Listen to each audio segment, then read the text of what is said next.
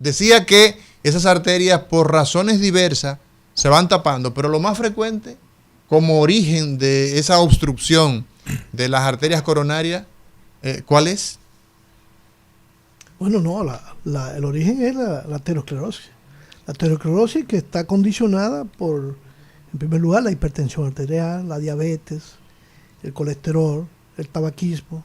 Ya se han agregado otros factores, como el hecho mismo de tener enfermedades que condicionen el daño de los vasos sanguíneos. ¿Se ha estudiado qué parte de la población tiene arteriosclerosis de manera importante en nuestras arterias coronarias? ¿Existen estudios? Mira, estudios así, pues, se puede hablar de enfermedad, cuando tú hablas de enfermedad, pero hay un gran problema. La aterosclerosis es una enfermedad que tú la puedes detectar por imágenes sin que haya síntomas. Entonces, muchos pacientes tú lo detectas cuando tú haces un procedimiento. Entonces, ahí es donde debemos comenzar a prevenir, porque ya hay un proceso que se inició, aunque no hay una enfermedad significativa o definida. Y eso es muy común que uno le diga a la gente, mira, ya hay unas placas ahí calcificadas, placas ateroscleróticas, que tú necesitas ahora comenzar a tratar de tomar medidas, con actividad física, dieta, medicación, un mayor control de la diabetes, de la hipertensión, el dejar de fumar, etcétera. Porque además la aterosclerosis no solamente te va a enfermar las arterias coronarias, te enferma las arterias de las piernas, te enferma las arterias de los riñones, te daña las arterias del cerebro. Y bien lo decía el doctor Espedi, que de los 17 millones de personas que fallecen por enfermedad cardiovascular, es importante que la gente entienda que cardiovascular significa corazón, las arterias del corazón, las coronarias, y el resto de las arterias de nuestro cuerpo, las cerebrales, las de miembros inferiores, esas habitualmente, pero también las renales. Las arterias de los riñones se enferman por igual y terminan entonces las personas necesitando otros riñones, dializándose. Las retinas, o sea, que la arteriosclerosis, que básicamente tiene que ver mucho con el tema de la alimentación, del estilo de vida, de lo que nosotros hacemos en términos general, y qué decir de los ACV, la capacidad funcional, cómo se deprime. Otro aspecto importante, los trastornos cognitivos. Exacto. Que afectan mucho a la población adulta. Exacto. Es daño vascular. Es un daño vascular. Daño vascular. Bien. Entonces tú ves que la gente se sorprende, como veía yo recientemente una paciente que ella no quería admitir que ella tenía enfermedad cardiovascular. Sí. Porque hacía síncope o presíncope. Entonces yo digo, bueno, entre otras cosas tiene que hacerse una resonancia. Y está llena de enfermedad vascular cerebral. Y para ella...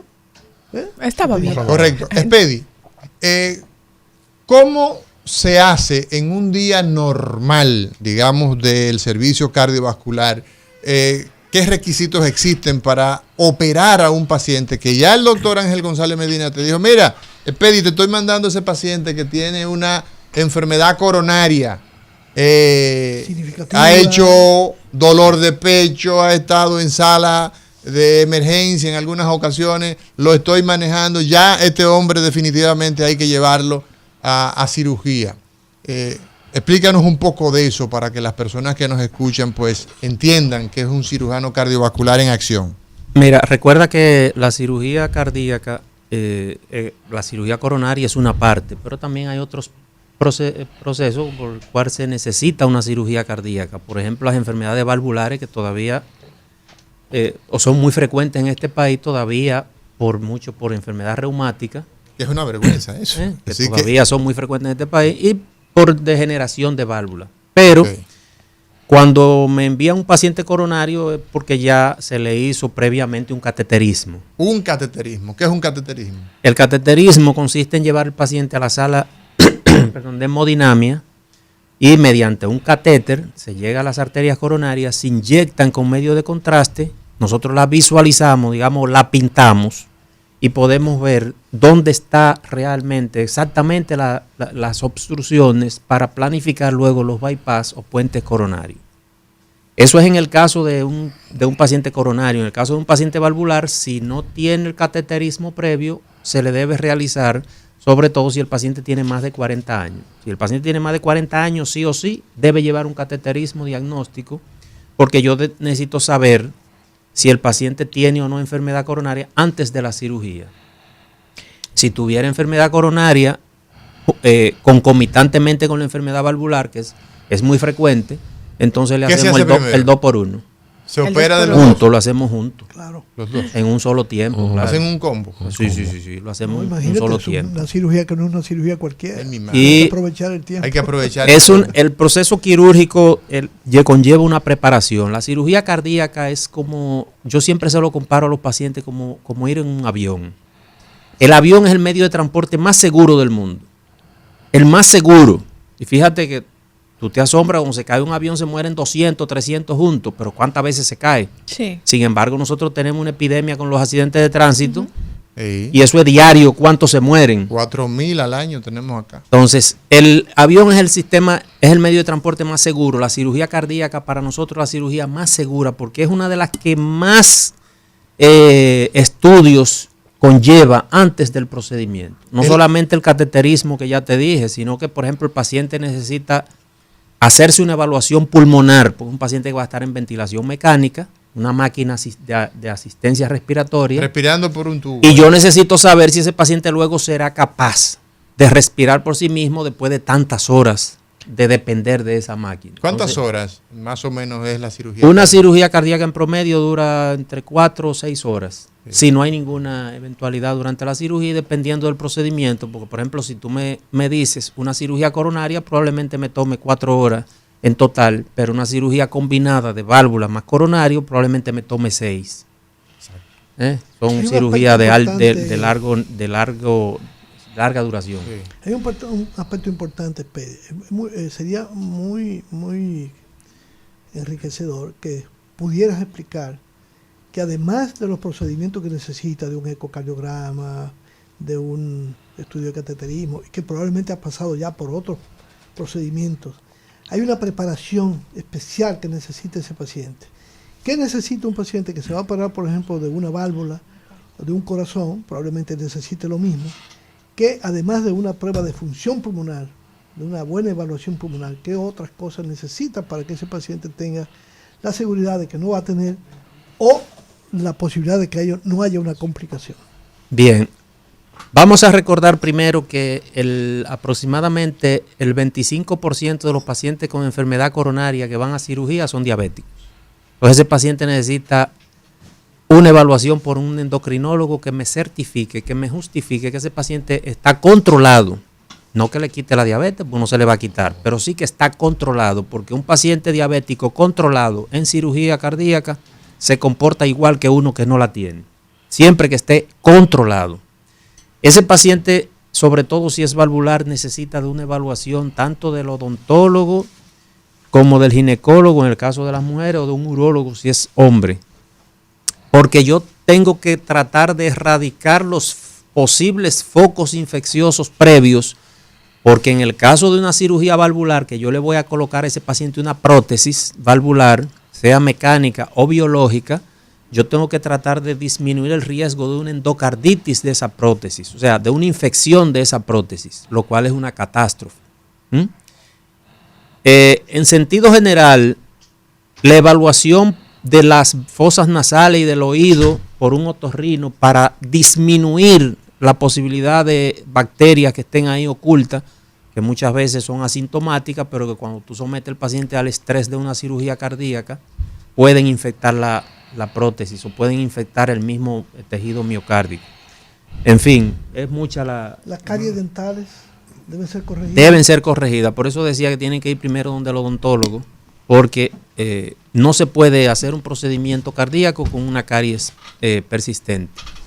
Bien, doctor, ¿se agota algún tipo de tratamiento no quirúrgico antes de decidir llevar a un paciente con alguna cardiopatía a cirugía cardiovascular?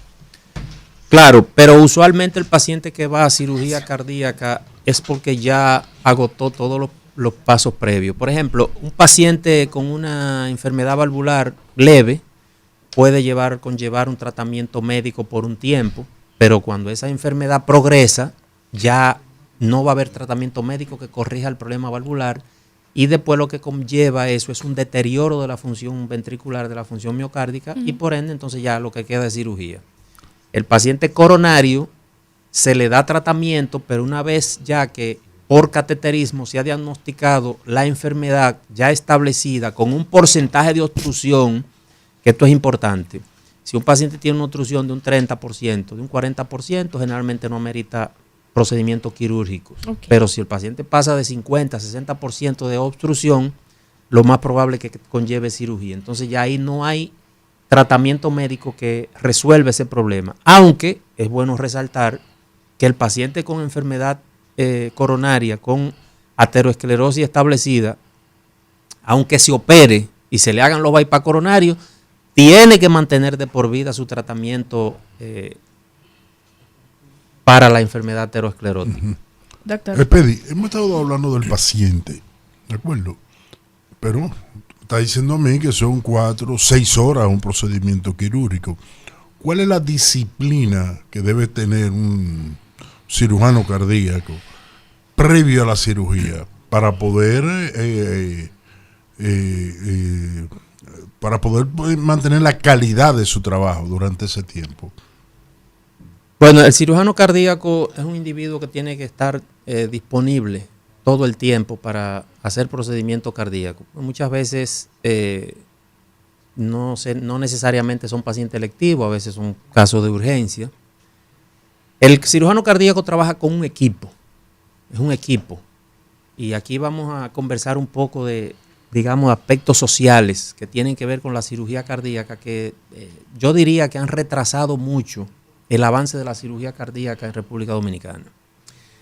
Es un equipo que tiene que estar acoplado. Yo te comparaba ahorita la cirugía cardíaca con un avión, sí, y realmente es el símil, es lo mejor que te puedo decir. Es un equipo donde el cirujano, el anestesiólogo y un personal que está de apoyo, que se llama perfusionista, que es cuando yo voy a hacer una cirugía, sobre todo valvular y algunos casos coronarios, que tengo que parar el corazón, tengo que detenerlo. El corazón no puede estar detenido a menos que conlleve pérdida de la vida, pero nosotros lo detenemos mediante una máquina de circulación extracorpórea. Derivamos toda la sangre del paciente a esa máquina, pero esa máquina es manejada por un personal, no se maneja sola.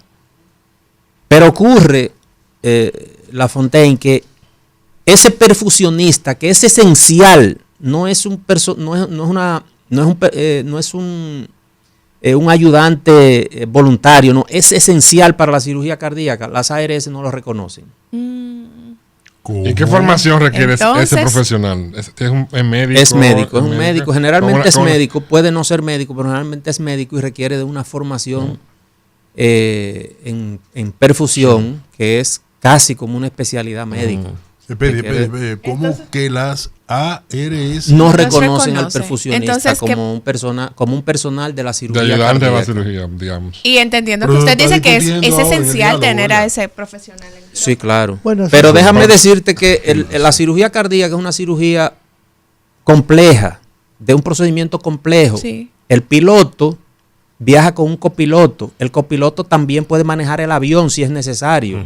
Quizá tiene menos experiencia, generalmente menos experiencia, pero puede manejar el avión. Nosotros operamos con otro cirujano igual, que a veces yo estoy haciendo un procedimiento como cirujano principal y mi ayudante quizá tiene más experiencia que yo, porque tiene que ser otro cirujano igual.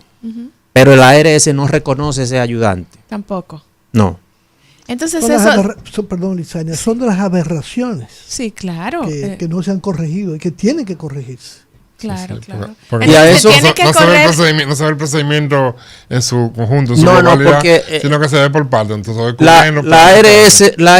las ARS ven la cirugía cardíaca como otro procedimiento quirúrgico estándar. Por ejemplo, si yo voy a sacar, yo soy cirujano general, cuando iba a sacar una vesícula, yo hasta con la enfermera operaba y no había problema. Exacto.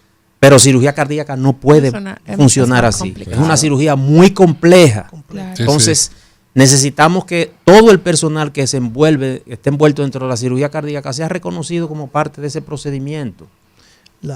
Ahí hay que agregar que asimismo se necesita de enfermeras especializadas, preparadas, especializadas, para cuando ellos piden algo, esas enfermeras sepan de que lo más sencillo es pásame tal cosa. Correcto. Para reconocer que es eso, porque el tiempo, como en cualquier cirugía, aquí es mucho más importante. Aquí es mucho más importante. Recuérdate que yo te dije ahorita que nosotros detenemos el corazón. Exacto. Y una máquina es quien lo suple, pero eso tiene tiempo tiempo límite. Sí, claro. El oxigenador que se utiliza, que sería el pulmón del paciente, ya esa máquina lo está supliendo, el oxigenador, no dura. Generalmente los oxigenadores hoy en día son muy efectivos, son mucho más efectivos, pero ya a las 6 horas, si tú duras 6 horas con ese paciente en circulación extracorpórea, ya ese oxigenador empieza a deteriorararse. Entonces, y herramientas que no son reusables. Exacto. No son reusables. No, eso no es reusable. Eso es un dispositivo que una vez se usó, hay que desecharlo. Entonces, doctor, tomando en cuenta esto que acaba de decir, de que hay especialistas que son fundamentales en esa cirugía cardíaca que las ARS no los reconocen. Eso se traduce en que la ARS no le da cobertura al paciente de esos especialistas y lógicamente entonces ese gasto corre del bolsillo del paciente. No.